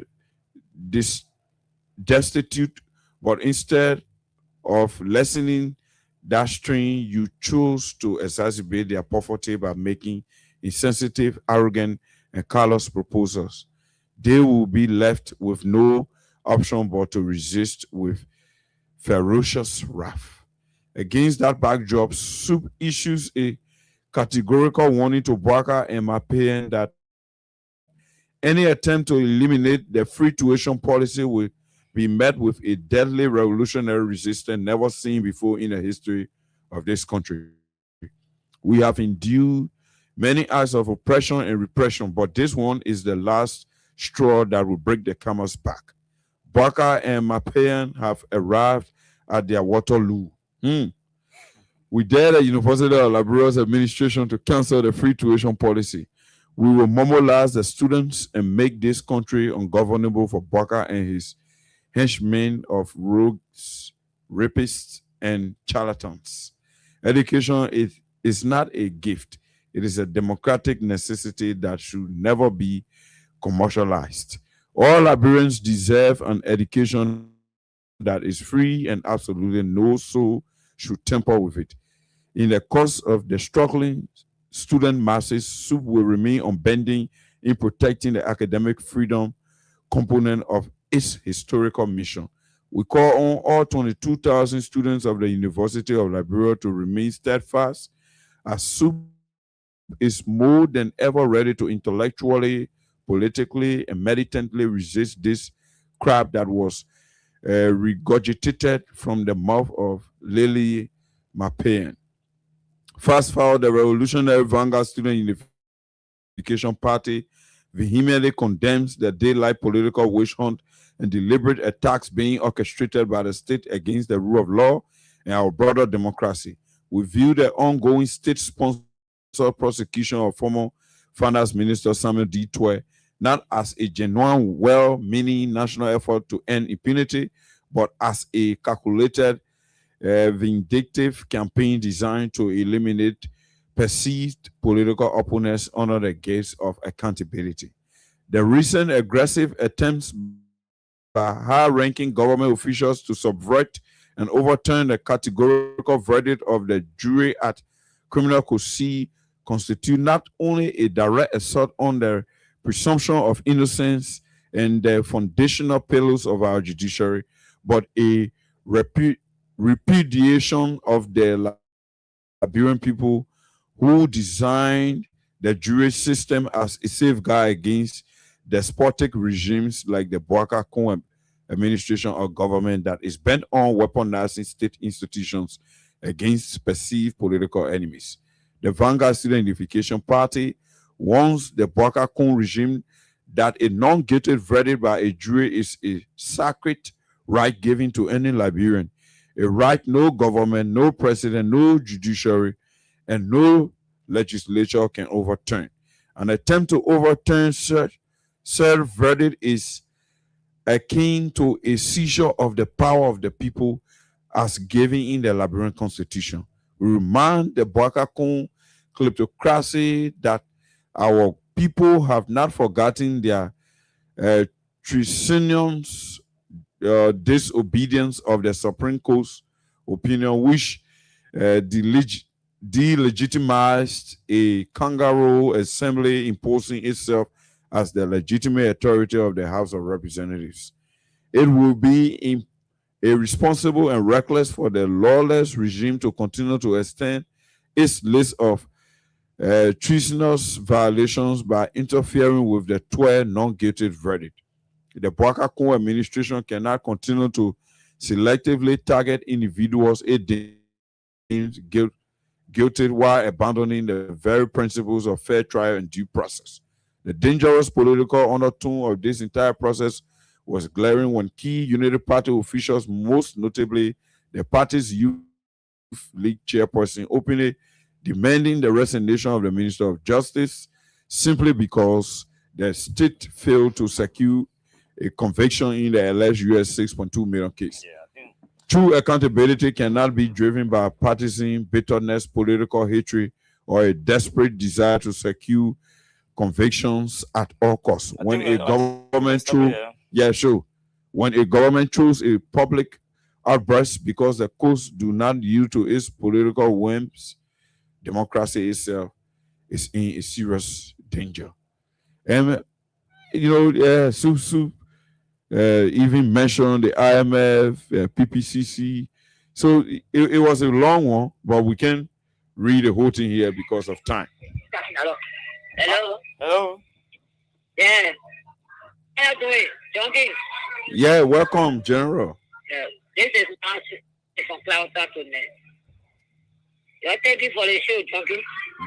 So, they who said they gave me a job to a board. So I did your coaching now, or send your grandpa here. I did your coaching now. They who open your coaching like you and say, yeah. Address the president as a president. Don't be address the president as your grandpa. Okay, this is what I am grandpa now. It's my grandpa. But there's an official platform. I'm still addressing officially. Okay, well, addressing officially. Boy, I thought you were addressing officially. That was political season. He's occupying. He's occupying the highest seat in the lane. Okay, President Boaka. You are saying our grandpa, you actually okay with it. So, Boaka, thank you. Thank you very much. I'm asking now. Okay, thank you. So I'm asking now. They get job here or man job. They will have for boss. So they send a man job to the old men who have 42 years experience in this country. What's going on in our country? What's going on? You got what now? No. I said, what's going on at the border? There's no update. You say the man ask you, they put asking you on the table, you know, somebody asking you, they post questions to you, tell it all, they make false. Then you call it, post it false, for the ego and learn it. Now you call it man who pay your land and say, I'm an employee, I was doing for, and the boy is calling you for to take our land. So I'm telling you, or to let me very blunt with you. You're not telling other people, our land, they're taken by the Guineans. They're taking them on our full land, not never place to go sit there. And you are telling us that he's talking with a mayor conversation and not getting there to be an update. Everybody must start in this country. We talk about it, they go after you. Then for me, before they put a keyword experience, I can't understand the experience that the keyword in governance. I can't understand it. I hear that they're going to call the case back to go back to the court. Because it's your temporary. One of them government. They not me before today. I've been around for the 2 years. I have passed this on. So see the thing I'm going to proceed in the country. I mean, bad things going on. They come on in the country, no understanding in our country. They say the leading country. That's a bad procedure. The way you think your country is very bad. And that's correct. Now we're going to be able to treat 1 hour open, 1 hour close. Because we're afraid. Well, you know, 1 hour tomorrow. We don't know what will happen. I can talk PPT now. I can hear what. I can talk PPT and then they get paid out to the president. I can talk PPT. He had to fire. No, what I mean is there, we don't know. No. You must have a plan. What's the plan? We have men. We have military. Guinea was just working in our country. You have a military when they fire your son for. You must have a plan. What's that man for the boss? So the border when they fire. They say have military, have men. You better go here from you for your military and men. Thank you. Will you man Sisi there go to this caller online too? Hello? Yeah, stop sleeping on us now. Quickly. Yeah, this caller online 3. Hello, your name is joining us from where? Thank you very much. This is Sam Muya. I don't know you as usual from a Lugina resident. Thank you for the platform, and also, you know, the kind of tough time for you guys to always be on the radio. I think you are doing well for the Liberian people. But back to the topic quickly. Our country is in trouble. This is why during the 2005 election, President Weah said everybody is moving to the presidency. People didn't understand it. Our old man who say you have 48 years, 45, 42, 46 years experience. Where is the experience? Sometimes I tend to wonder. You know the president, when you went to the summit, the mayor asked you, how is the Ebola? But something is not going right when it comes to this country. It's not going right. What's the situation? So should we say our land have been given to the Guineans? It has to speak to have a president who is displayed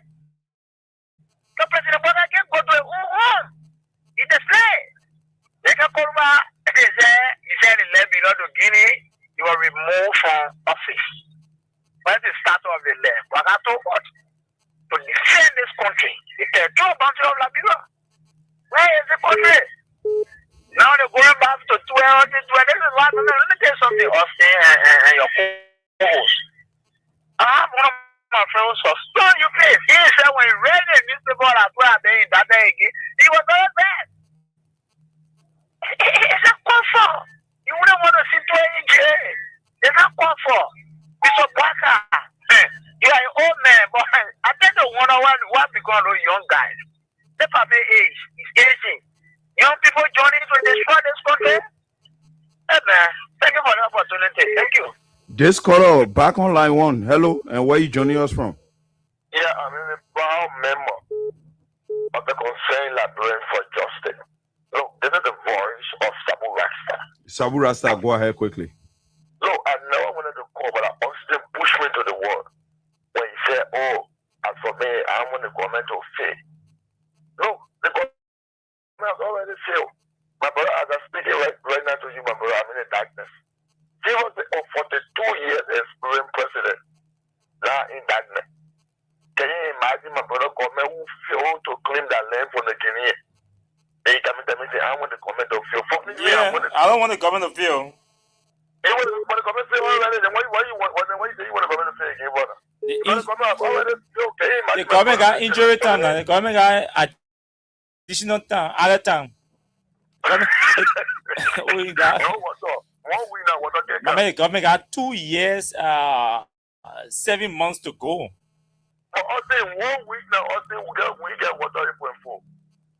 And Austin, can you imagine for the 2 years of experienced president Austin, government are running after their own citizens like they're running their other criminals, that the government is saying, I'm going to say, after when somebody go talk, and you remove the person from in government, if no more free speech, that the government is saying, you want to fail. My brother start with telling like people that we're not waiting for someone to kick them up. Who was in that brave button? All right. Sabu Rasta. All right. Yeah, I was in that brave button. Sabu Rasta. I don't want the government to fail. Thank you. Good evening, Austin Kawa. Good evening to you, my brother. Okay, Morris.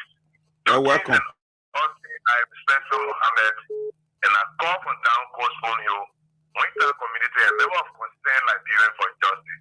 Spencer Mohammed, go ahead. Yes, Justice, your Kawa and Jockins. It is now time to tell this government the hard truth into their face.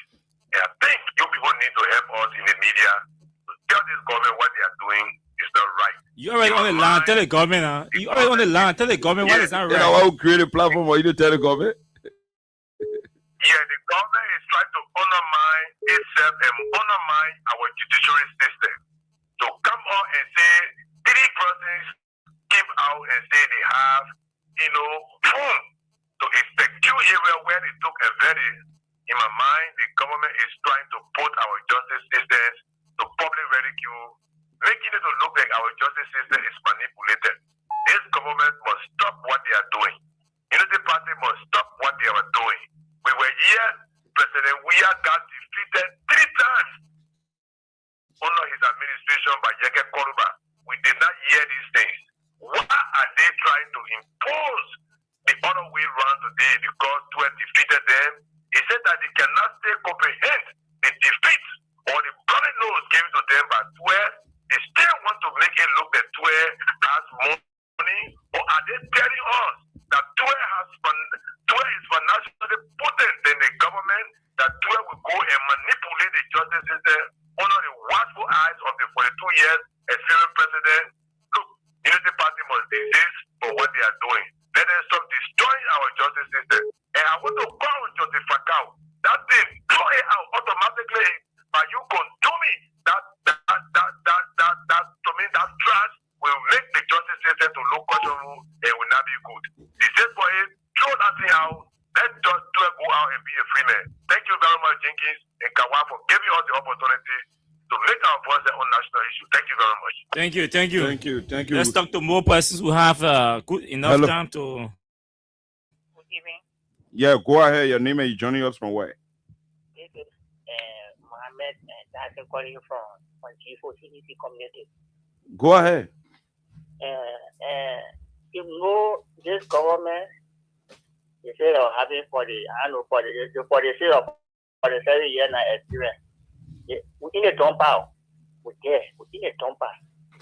As I listened to one station the morning, I was certain newspaper that was reading that Guinea is preparing to try the weapon they got from Moscow to try on us. Is this true? I heard that thing. I was panicked. My man. We're discussing Syria national issue. No, that's not true. Not true. We can confirm that one for you, my man. That one I want to hear from you. No. I want two people. Yeah, national security information there.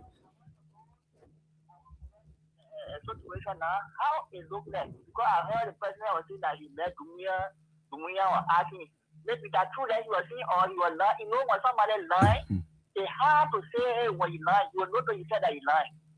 So the man here is fooling also. Our country, the people are invaded, our country is sitting down here. They can't get on no update. You see that? We suffer in the country here already. I mean, the country I say, and my brother in the country, the government state. So we, the citizen now, we're talking about we should wait for 2029. That time now we should be running. I was on the honor ground to talk to the people there. So we must just go one round. We should not go second round. Yeah. So you can write can be on our show.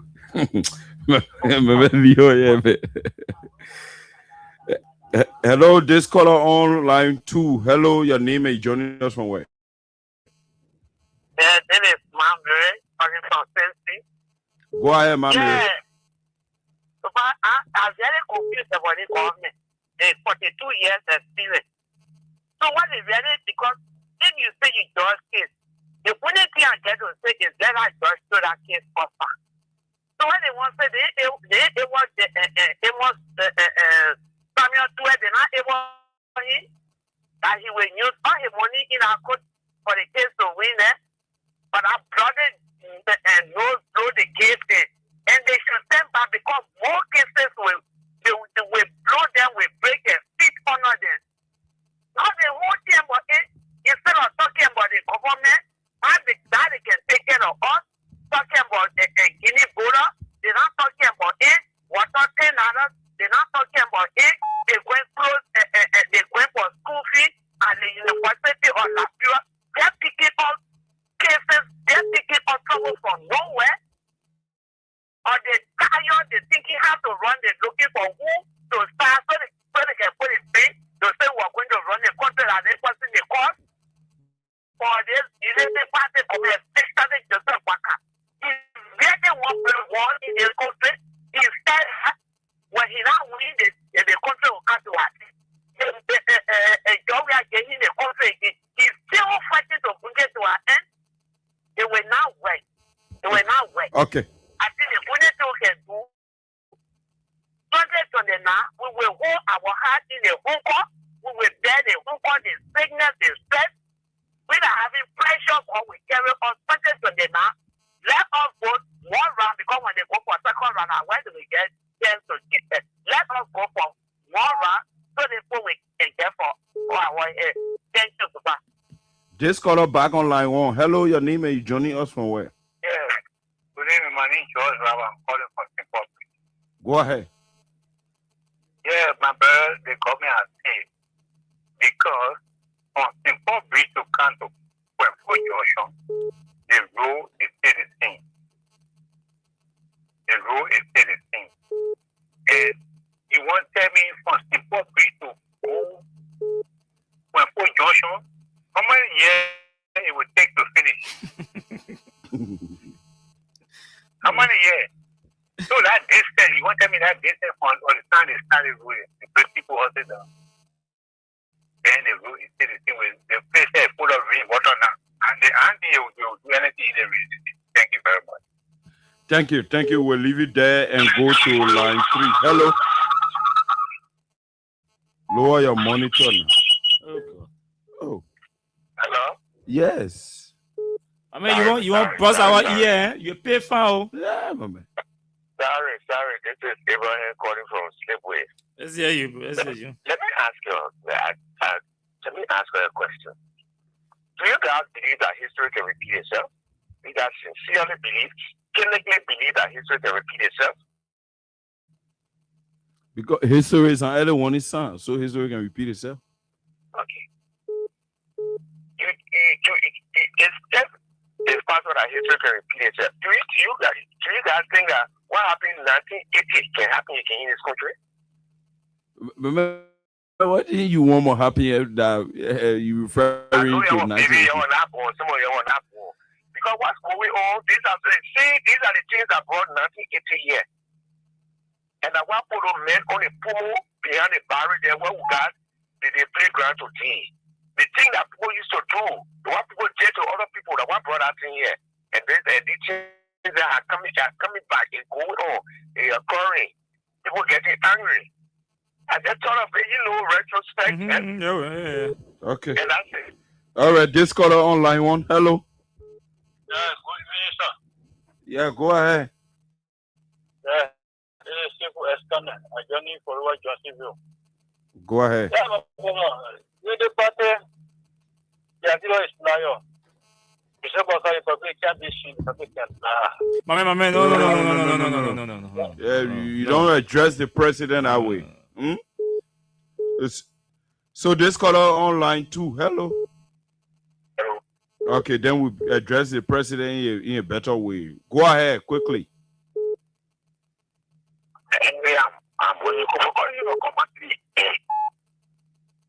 The public is listening.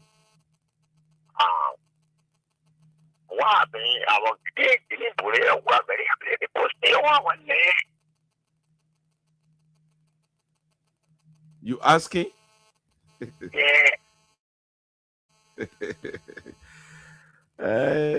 This caller online 3. Hello. Yeah, good afternoon.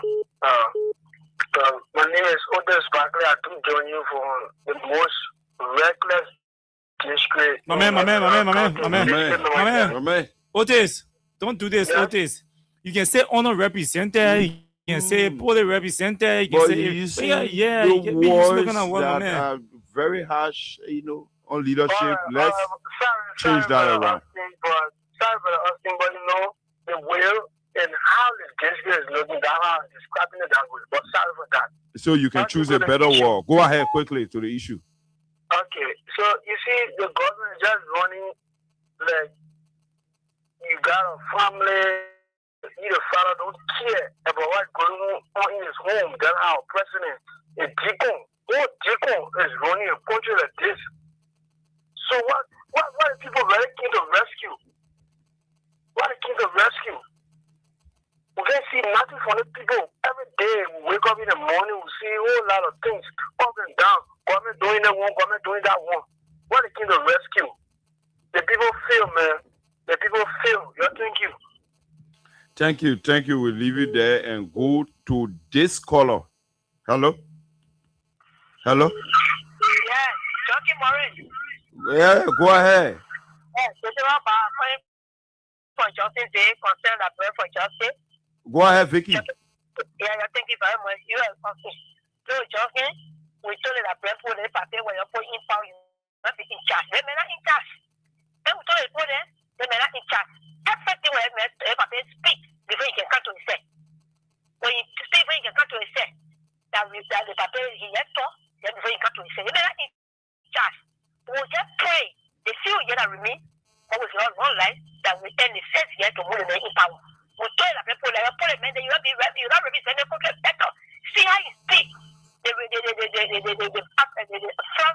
generally asking me, he said, to realize nephew. Oh, to disgrace and to disgrace and the way you tell us. Well, yesterday, your thing, you can come back for any one day. Because one say, I heard from a level to say, and not praying for killing. They said, the man will not fear that. Yeah, and I make a disgrace. So, in fact, about the world leader there.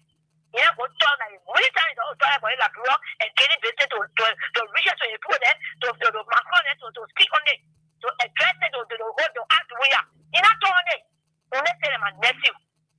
Do we have called me? Oh man, you want somebody to call? You want do we have? I said, do we have point? I said, what are you calling me for? I said my secretary to the polo, you deploy to the polo. Then you asking me, when did I please all speak here? Then the boy asking you playing 4 out of you. Let me tell you, the old man brings disgrace to the people that voted for him. He not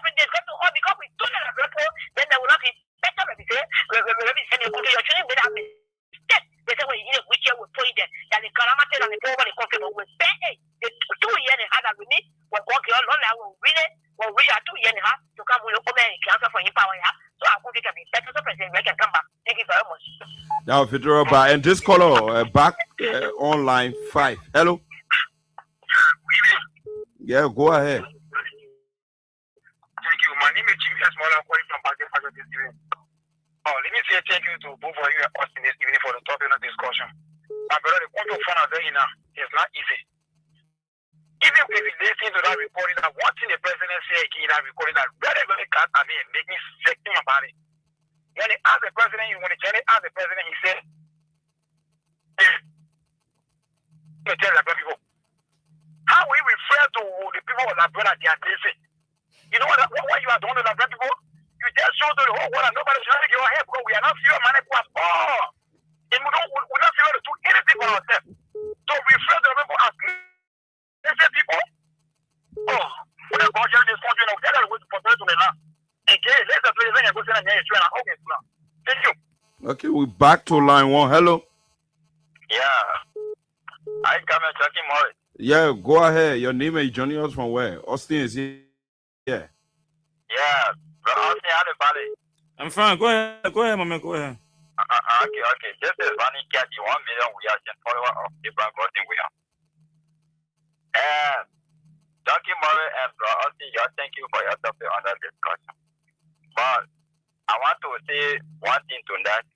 They get rich men that when you see them, they are very shining. Then again, another rich man, when you see them, they are very dusty up. Each time you see them, they're not really a rich person. They get dusty up, passing around the community. This kind of people, that rich, and the rich that richness when they get, it will not be for them. But they hijack it, so that it make it, they always look dusty up.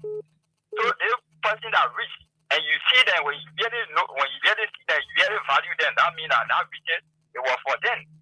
So this is the kind of example the government is looking. The government is not there's some material. The government will hijack the power, and the power will not be for them. So that why you see today all the things that are going on in this community, in this country today, and because of the president is not presidential material. So the president just speak because of his fear speaking. You get classy on your border. You can't today, you say, oh, the classy have been off. When they ask you, you say another thing. So what kind of person are you? Look at the kind of thing that are going on. You want to cancel the situation that Georgia left on the university campus. How many people today to if it's come on $2,000 to afford? How many people can afford today? Nobody able to afford it. Then you carry on to 10,000. We get how you expecting for the people to learn? Eh? When you carry the school fee up. Okay. So they're making to kill the Liberian people. You're not going to rescue them. Okay. You're going to suffer them. Okay, Vanny Kerry, we'll leave you there and squeezing our last 2 calls, then we call it a night. Yeah, hello. Yeah, Mr. Morris, this is calling from my district. Go ahead. Yeah, you see, if you cry for somebody, then you go somewhere. I mean, when you cry for, you go see that person there. That person holding your hand. And the problem they want for because that person you get there. Mm-hmm. So our president went to Kenya. When he met the man, what he said, he went to the French embassy here. They sent message to him. He went, he met that man. Vis-a-vis, according to French people, vis-a-vis, he met him face to face. Then the country, the king that took our country to the border there. He didn't tell the man there. Then he said, you're sitting outside and Dumia. He tell Macron, he said, oh, yeah, you're staying here. He now go pour a prayer there on my land there. He told that one, them people, they move on there again. The journalists for France, they interview you, they not get them move on there for our country, it will fail. We the Liberian supposed to go kind of see now to tell the man to come now. The thing is, they need to do the job here. He's supposed to come now because he's not able to go on the country here. Okay. I want to get it here. Okay, we leave you there, and Austin, I think that that would do it for the course. Yeah, so you see, I will close on this note. Our country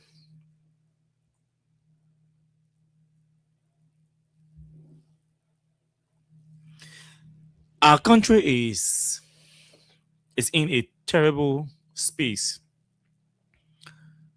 The students, let's do at least 5 minutes reflection, and then we can wrap up, and then we can go home. And there's a reason why I choose to do this, Junkins. I remember soup, soup will always be soup. Mm-hmm. And when I see politicians getting angry with soup, it places smiles on my face. I'm like, these politicians or these leaders don't understand soup. Soup is an ideological, campus-based political institution. A pressure group. And their advocacy has grown beyond the campus of the university. Because they have interest. They have interest in this country that runs far beyond just the activities on your campus. So when governance is bad, they will speak. When governance is good, they will celebrate. I've never heard soup issuing a statement celebrating any government. Any government. Yes. No. So soup, somebody to never didn't have your reference. It's like they don't tell you, the difference between Yeke then and Yeke now is that he just removed Jowiani and put Pogani. Yeah. Joe to Joseph Baga. But Yeke remains Yeke. Yes, and that's soup. Mm-hmm. That soup will only change when the ideology of that political party changes. Once that ideology does not change, don't waste your time. You bring Donald Trump here and make him president, that soup will be that soup. The tuition free that soup is agitating for today. What did they do about it yesterday when we are there? When we are announced free tuition policy, what did they say? They were condescending. They looked down on us. In fact, even to digitize the registration process, they said it was not sustainable. Yes, they said that process was not sustainable, and they wanted to manipulate the students, all kinds of things. Free tuition again, everything about scholarship got abolished on that camp. They had issue. They were still not satisfied. They said free tuition, yes. Digitizing the platform, yes. How does it put chalks and markers and bowls and chairs? And how does that clean the bathrooms? How does that improve the infrastructure, the learning environment there on the campus? The party was built to launch struggles. So you build, you pay. The previous government paved the road in the university campus there, right? Mm-hmm. From the entrance to the end of the place there. Yeah, to the Stella Marisa. The school, that whole place used to be bad. When Ruth Coker Collins and Samuel Toy and McGill went on your campus to inspect that work, paving the road, they were booed. Mm-hmm. Samuel Toy, roll. McGill, roll. The road is paved today in Europe. The buildings were painted and things. All was not done. But at least the budgetary increment they wanted, they got it. This outstanding payment for teachers and all of that, and faculty people, they got it. That's why you didn't see faculty people laying down chalk one day on Jowiya regime, especially after 2019 moving forward. At least last 3 years, 4 years to in a weird thing, they solve those problems or try to solve those problems. Mm-hmm. Yes, there are enormous challenges on that campus. No argument. But the point I'm making is The very soup that did not like, that did not appreciate free tuition yesterday, I still remember to saying, this is a policy that soup will appreciate after Mr. Weah shall have left power. Yeah, he said that. Here we are today. They are fighting for that policy to be Policy retained. that was not sustainable. Mm-hmm. They But want to George fighting Weah for now to be retained. It's the policy today that they are launching a struggle and challenging the government that dare you to abolish free You tuition. okay about it? Olesu.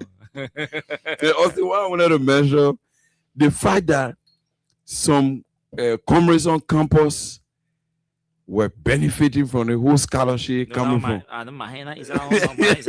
So they raised, I know your hand out there.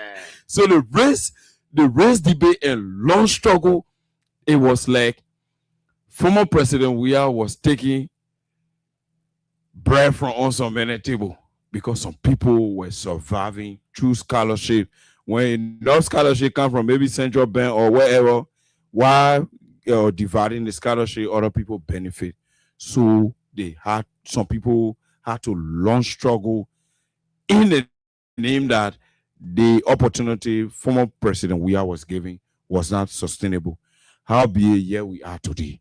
So, like Austin said, the former Minister of Finance told our students that one day you will celebrate this achievement and it will be something that this country will forever remember. And there where we are. So we urge the government, Austin, I think it is important that we urge the government because education is the nuclear of our development and prosperity. So we urge the government to do the needful, rally around every resources that can be, collected from wherever to see how best it can be placed there to alleviate that burden on the students.